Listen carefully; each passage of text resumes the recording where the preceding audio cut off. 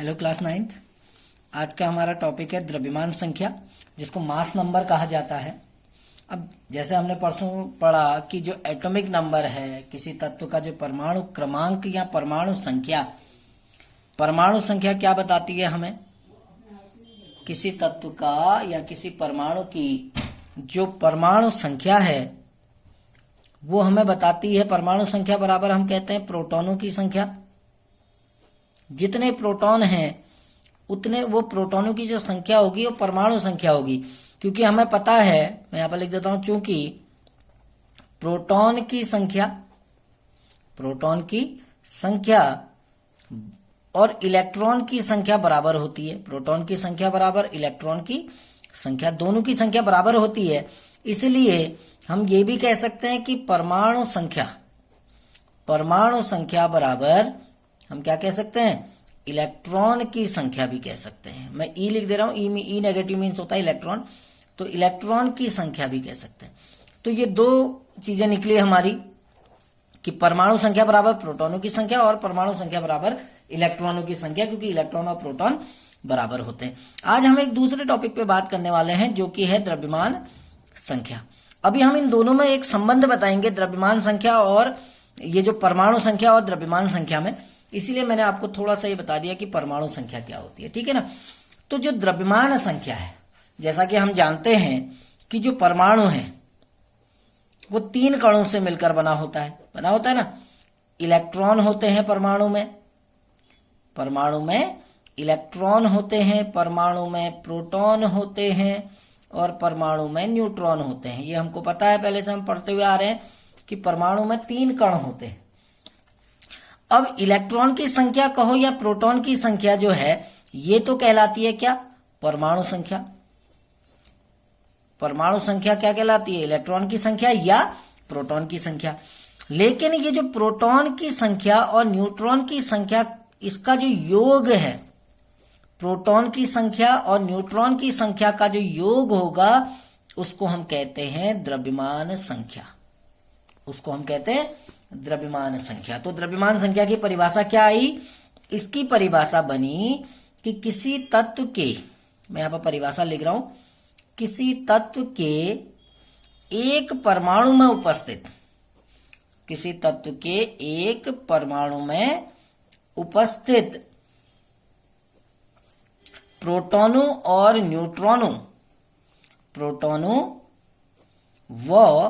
न्यूट्रॉनों की संख्या का योग, या न्यूट्रॉनों की कुल संख्या भी कह सकते हैं। प्रोटॉनों और न्यूट्रॉनों की संख्या का योग, की संख्या का जो योग होगा द्रव्यमान संख्या कहलाती है।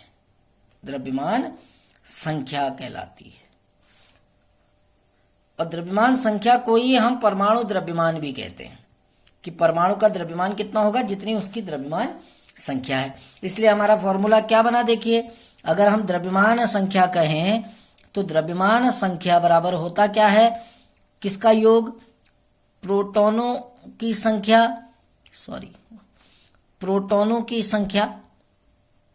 द्रव्यमान संख्या बराबर प्रोटॉनों की संख्या धन न्यूट्रॉनों की संख्या। प्रोटॉनों की संख्या धन न्यूट्रॉनों की संख्या। इन दोनों की संख्याओं का जो योग होगा वो कहलाएगा आपका क्या? द्रव्यमान संख्या। जैसे एग्जाम्पल लेते हैं, उदाहरण लेते हैं। देखिए, कुछ हम कहते हैं कि जो सोडियम है, सोडियम तत्व Na, सोडियम के एक परमाणु में 11 प्रोटॉन व 12 न्यूट्रॉन होते हैं। ठीक है ना। अब अगर 11 प्रोटॉन है, 12 न्यूट्रॉन है, आपको इसकी द्रव्यमान संख्या निकालनी है। तो क्या होगा द्रव्यमान संख्या? आपको पता है प्रोटॉन कितने हैं? 11, धन न्यूट्रॉन कितने हैं? 12, तो 23। इसकी द्रव्यमान संख्या कितनी आ गई? 23 आ गई, है ना। ऐसे ही देखिए दूसरा एग्जांपल कार्बन है। कार्बन के एक परमाणु में, कार्बन के एक परमाणु में 6 प्रोटॉन व 6 न्यूट्रॉन होते हैं। 6 न्यूट्रॉन होते हैं। अब इसकी द्रव्यमान संख्या निकलेगी, दोनों को जोड़ देना है। तो कार्बन की द्रव्यमान संख्या बराबर कितना हो जाएगा, 6 प्रोटॉन है 6 न्यूट्रॉन है, यानी 12। तो द्रव्यमान संख्या होती है किसी तत्व के एक परमाणु में कितने प्रोटॉन हैं और कितने न्यूट्रॉन हैं, उनका योग, प्रोटॉन और न्यूट्रॉनों की संख्या का योग। द्रव्यमान संख्या का जो प्रतीक है, इसका प्रतीक कैपिटल ए होता है। ये याद रखना आप कि किसी तत्व की द्रव्यमान संख्या को ए द्वारा प्रदर्शित किया जाता है। जैसे सोडियम के लिए ए का मान 23 होगा, कार्बन के लिए ए का मान 12 होगा, है ना।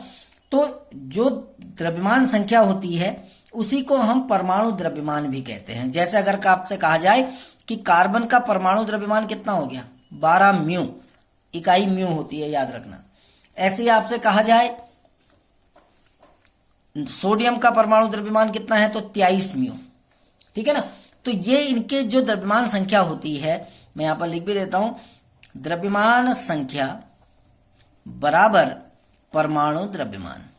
उस परमाणु का कितना द्रव्यमान है वो हमें कहां से पता चलता है, उसकी द्रव्यमान संख्या से। तो ये तो आप समझ गए होंगे कि द्रव्यमान संख्या क्या होती है। इसीलिए किसी परमाणु का जब प्रतीक लिखा जाता है, माना सोडियम का प्रतीक Na है, ये Na होता है।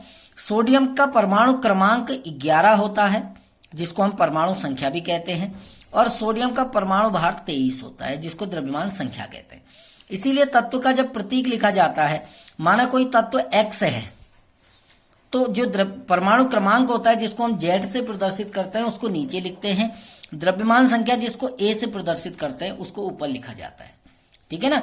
तो Z को यहां नीचे लिखेंगे जो कि परमाणु संख्या कहलाती है, यानी ये प्रोटॉनों की संख्या या इलेक्ट्रॉनों की संख्या बताएगी, और जो द्रव्यमान संख्या है उसको ऊपर लिखा जाता है A के रूप में, ठीक है ना। अब हम इन दोनों में संबंध बताएंगे, यानी परमाणु संख्या व द्रव्यमान संख्या में अंतर, द्रव्यमान संख्या में अंतर, परमाणु संख्या व द्रव्यमान संख्या में क्या डिफरेंस है। इनमें डिफरेंस आपको, सॉरी अंतर नहीं, संबंध, रिलेशन बताना है आपको। अंतर तो हमको पता ही है, परमाणु संख्या प्रोटॉन और इलेक्ट्रॉनों की संख्या के बारे में बताती है, द्रव्यमान संख्या प्रोटॉन की संख्या और न्यूट्रॉन की संख्या के योग के बराबर होती है ना। संबंध बताना है, तो सीधे सीधे हम संबंध के लिए सबसे पहले हम द्रव्यमान संख्या का सूत्र लिखते हैं। हमने क्या कहा, द्रव्यमान संख्या बराबर क्या होता है, प्रोटॉनों की संख्या, प्रोटॉनों की संख्या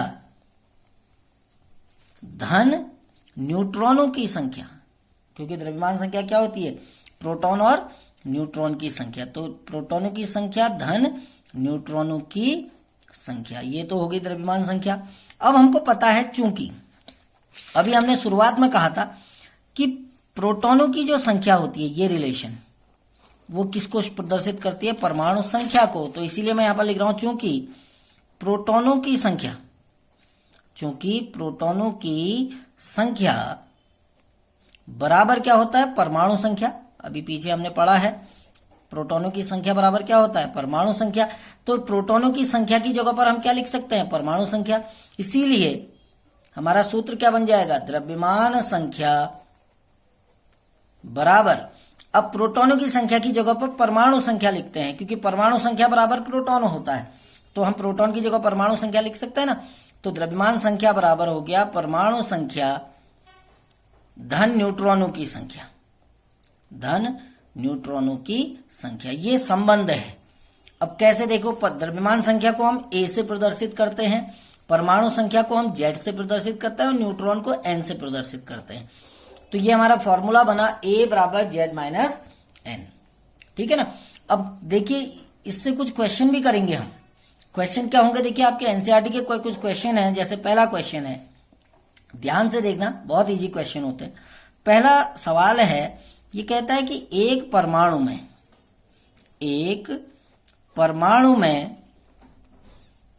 इलेक्ट्रॉनों की संख्या, इलेक्ट्रॉनों की संख्या 8 है और प्रोटॉनों की संख्या भी 8 है। ये आप अपनी एनसीईआरटी की बुक में देखना, उसमें आपको एक क्वेश्चन मिलेगा। प्रोटॉनों की संख्या भी 8 है। ये तो आपको एक वक्तव्य कहा गया है कि आपके पास कोई एक परमाणु है जिसमें इलेक्ट्रॉन कितने हैं 8 और प्रोटॉन भी कितने हैं 8। अब पहला क्वेश्चन क्या है, ये कहता है इस परमाणु की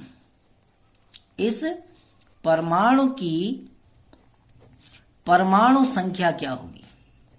इस परमाणु की परमाणु संख्या ज्ञात कीजिए। अब आपको देखिए सिंपल सा सवाल है, आपको पता होना चाहिए कि परमाणु संख्या क्या होती है। देखो इसका आंसर बता रहा हूं आपको मैं। आपको पता है परमाणु संख्या, अभी लिखा है मैंने, देखो परमाणु संख्या बराबर प्रोटॉनों की संख्या। वही मैं फिर से यहां पर लिख रहा हूं कि परमाणु संख्या बराबर क्या होता है, प्रोटॉनों की संख्या होता है ना। परमाणु संख्या बराबर प्रोटॉनों की संख्या। और आपको सवाल में दिया गया है कितने प्रोटॉन हैं 8। तो हम यहां पर क्या कहेंगे, इस तत्व की जो परमाणु संख्या होगी वो कितनी होगी, 8 होगी। तो इसका आंसर परमाणु संख्या कितनी आई, 8 आ गई। ठीक है ना। दूसरा क्वेश्चन, दूसरा इसी का दूसरा भाग है। ये कहता है इस परमाणु पर कितना आवेश होगा। ये कहता है इस परमाणु पर कितना आवेश होगा। इस परमाणु पर कितना आवेश होगा। अब देखो परमाणु में 8 इलेक्ट्रॉन है और 8 प्रोटॉन है। देखो इसका आंसर बता रहा हूं। अब आपको पता है इलेक्ट्रॉन पर कौन सा आवेश होता है, ऋण आवेश। कितने इलेक्ट्रॉन, एक इलेक्ट्रॉन पर 1 इकाई ऋण आवेश होता है। 8 इलेक्ट्रॉन है तो कितने इकाई ऋण आवेश हो जाएगा, 8 होगा ना। प्रोटॉन पर कौन सा आवेश होता है, धनावेश। कितने प्रोटॉन है, 8, तो 8 इकाई धनावेश। अब 8 इकाई धनावेश है, 8 इकाई ऋणावेश है, तो कुल आवेश कितना हो जाएगा, 0। कुल आवेश कितना हो गया, 0। समझ रहे हैं कैसे, 8 प्लस और 8 माइनस, कुल कितना हो गया, 0 हो गया। क्योंकि जितना धनावेश है उतना ही ऋणावेश है। जैसे अगर मैं एक उदाहरण, ये तो आंसर हो गया इसका 0। यदि 7 इलेक्ट्रॉन होते माना, ध्यान से देखना, और 8 प्रोटॉन होते तो ऋणावेश कितने इकाई होता, 7। धनावेश कितने इकाई होता, 8। तो कौन सा आवेश ज्यादा है, धनावेश। कितना ज्यादा है, 1। तो कुल आवेश कितना होता तब, +1। कितना होता, जो ज्यादा है, कितने इकाई ज्यादा है, 1। कौन सा ज्यादा है, प्लस वाला, तो +1। यदि इसका उल्टा हो जाता, यानी 9 इलेक्ट्रॉन होते और 8 प्रोटॉन होते, अब देखिए आप क्या होगा। इलेक्ट्रॉन पर ऋणावेश कितने इलेक्ट्रॉन है, 9, तो 9 इकाई ऋणावेश। प्रोटॉन पर धनावेश कितने प्रोटॉन है, 8, तो 8 इकाई धनावेश, 9 इकाई ऋणावेश। ज्यादा कौन सा है, ज्यादा आवेश कौन सा है, ऋणावेश। कितने इकाई ज्यादा है, 1, तो कुल आवेश कितना होता, -1। समझ गए होंगे। नेक्स्ट क्वेश्चन, एक क्वेश्चन और है, उसको भी करते हैं, उसके बाद समाप्त करते हैं। ये कहता है हीलियम परमाणु का, ये कहता है हीलियम परमाणु का परमाणु द्रव्यमान, परमाणु द्रव्यमान। अब परमाणु द्रव्यमान कहो या द्रव्यमान संख्या कह दो, इसीलिए मैं ब्रैकेट में द्रव्यमान संख्या भी लिख रहा हूं, दोनों एक ही चीज होते हैं। परमाणु द्रव्यमान कहो या द्रव्यमान संख्या कहो। 4 म्यू है और इसके नाभिक में, और इसके नाभिक में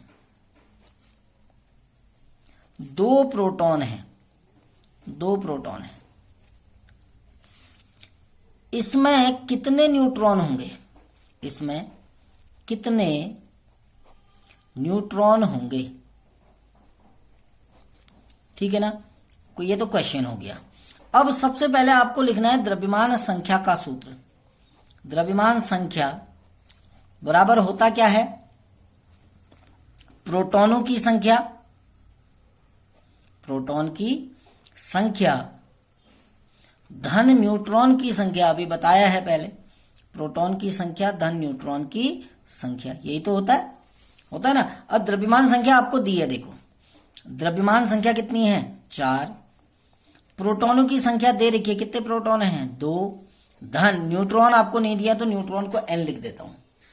अब n हमने निकालना है, ठीक है ना, तो ये 2 इधर जाके ऋण हो जाएगा, यानी n बराबर हो जाएगा 4 - 2 = 2। तो कितने न्यूट्रॉन आए, इसके नाभिक में न्यूट्रॉनों की संख्या होगी 2, तो इसका आंसर कितना आएगा 2 आएगा। तो बहुत इजी क्वेश्चन होते हैं, आप अपनी बुक में देखना, आपको कुछ अन्य प्रश्न भी मिलेंगे, तो इसमें 2 न्यूट्रॉनों की संख्या है, ठीक है ना।